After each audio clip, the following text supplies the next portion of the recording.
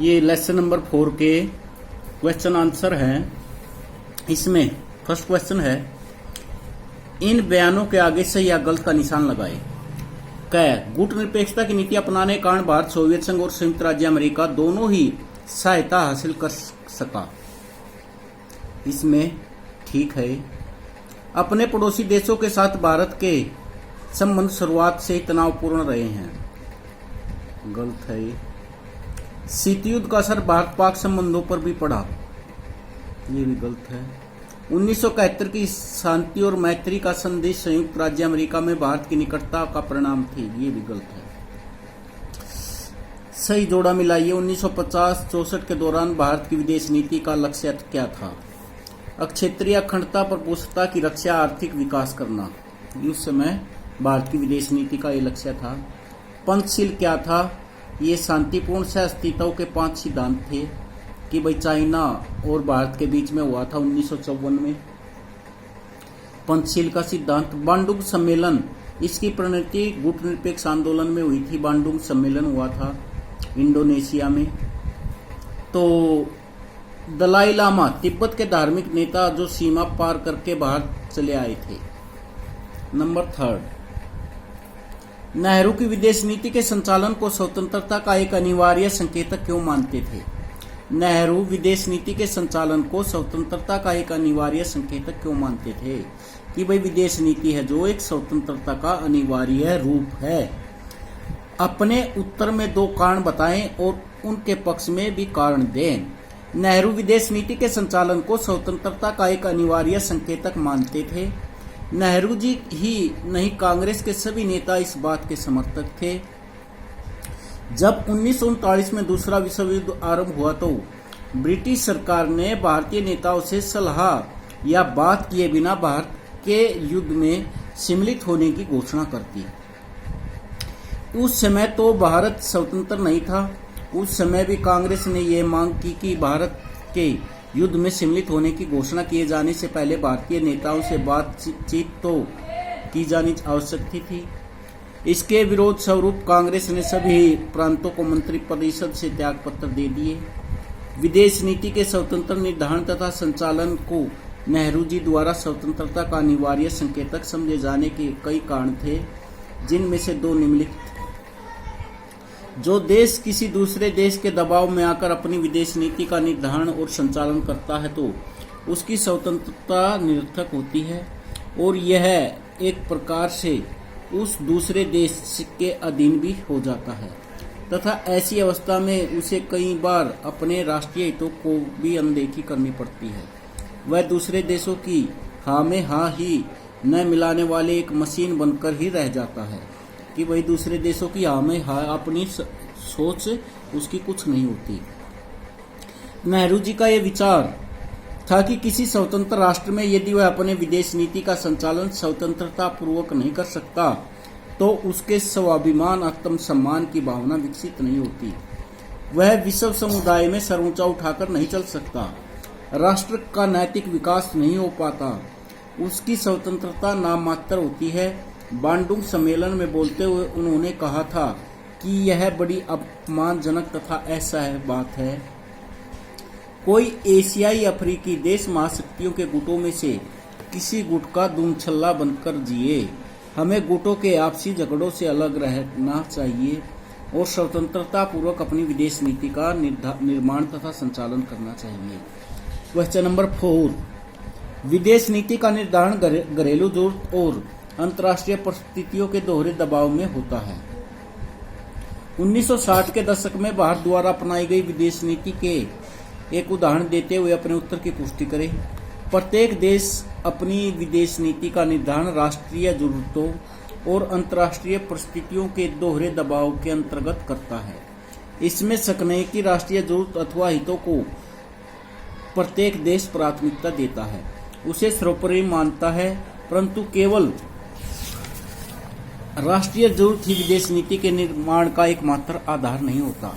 प्रत्येक देश भी व्यक्ति की तरह अकेला नहीं रह सकता, उसे अन्य देशों के साथ संबंध बनाकर चलना पड़ता। अंतर्राष्ट्रीय परिस्थिति प्रत्येक देश की विदेश नीति को प्रभावित करती है।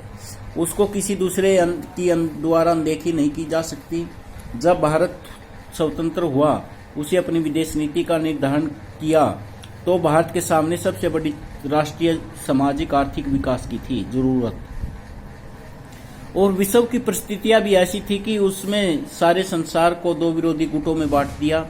यदि भारत किसी एक गुट में सम्मिलित होता तो दूसरे गुट उसके प्रति शत्रु होते, तो महाशक्तियों से टक्कर भी से इसे भी चोट पहुंचने की संभावना रहती।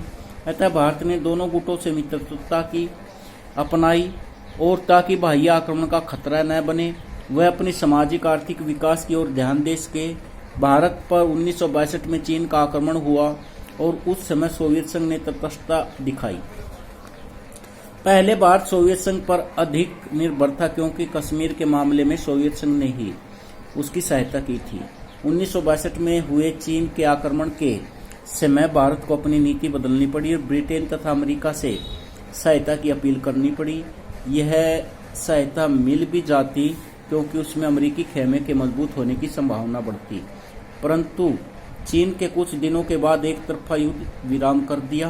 भारत को अपनी सुरक्षा नीति, उत्तर पूर्व के क्षेत्रों के प्रति अपनी नीति, सैनिक ढांचे के आधुनिकीकरण आदि के बारे में फिर से विचार करना पड़ा।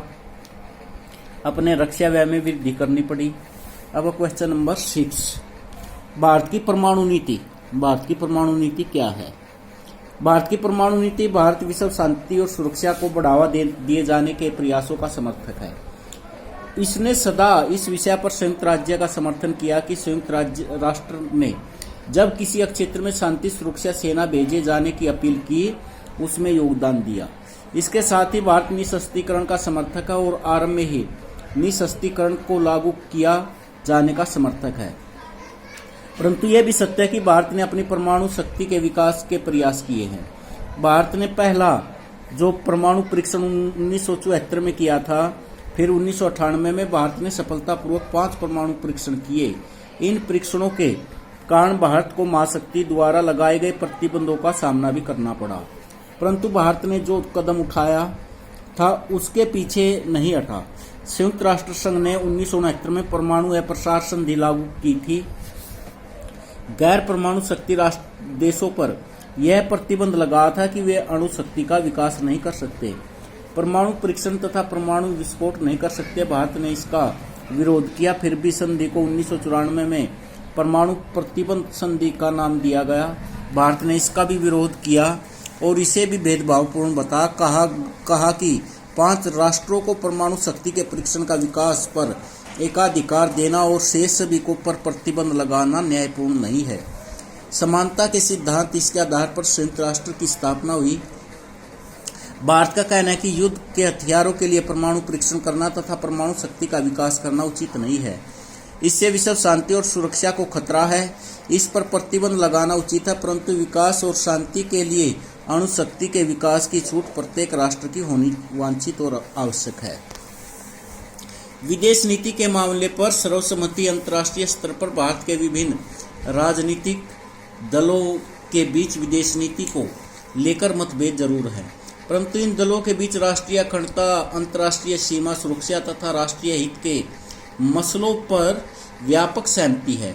इस कारण हम देखते हैं कि 1962-72 के बीच जब भारत ने 3 युद्धों का सामना किया और उसके बाद के समय जब समय समय पर कई पार्टियों ने सरकार बनाई, विदेश नीति की भूमिका भारतीय राजनीति में बड़ी सीमित थी। अब क्वेश्चन नंबर 7, भारत की विदेश नीति का निर्माण शांति और सहयोग के सिद्धांतों के आधार पर हुआ, लेकिन 1962-72 की अवधि महज 10 सालों में भारत के 3 युद्धों का सामना करना पड़ा। क्या आपको लगता है कि यह भारत की विदेश नीति की असफलता है? क्या आप इसे अंतर्राष्ट्रीय परिस्थितियों का परिणाम मानेंगे? अपने मंतव्य के पक्ष में तर्क दें। भारत की विदेश नीति शांति और सहयोग का आधार पर टिकी है, लेकिन 1962 में चीन हिंदू भाई भाई का नारा दिया गया, पंचशील पर हस्ताक्षर किए गए। 1962 में आक्रमण करके पहला युद्ध थोप दिया गया।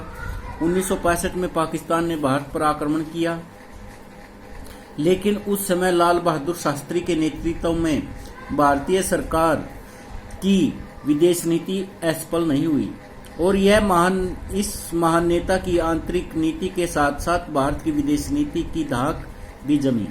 1971 में बांग्लादेश के मामले पर तत्कालीन प्रधानमंत्री इंदिरा गांधी ने एक सफल कूटनीतिज्ञ के रूप में बांग्लादेश का समर्थन किया और एक शत्रु देश को कमर स्थायी रूप से तोड़कर यह सिद्ध कर दिया, युद्ध में जब सब जायज है। हम भाई हैं, पाकिस्तान है के ऐसे आदर्शवादी नारों का व्यवहारिकता में कोई स्थान नहीं है। राजनीति में कोई स्थायी दोस्त या दुश्मन नहीं होता। विदेशी संबंध राष्ट्रीय हितों पर टिके होते हैं। हर समय आदर्शों का ढिंढोरा पीटने से काम नहीं चलता। हम परमाणु शक्ति संपन्न है, सुरक्षा परिषद में स्थायी स्थान प्राप्त करेंगे और राष्ट्र की एकता, अखंडता, भूभाग, आत्मसम्मान, यहाँ के लोगों के जान माल की प्रतिरक्षा करेंगे। केवल मात्र हमारा यही मंतव्य है और हम सदा ही इसके पक्ष में निर्णय लेंगे, काम करेंगे।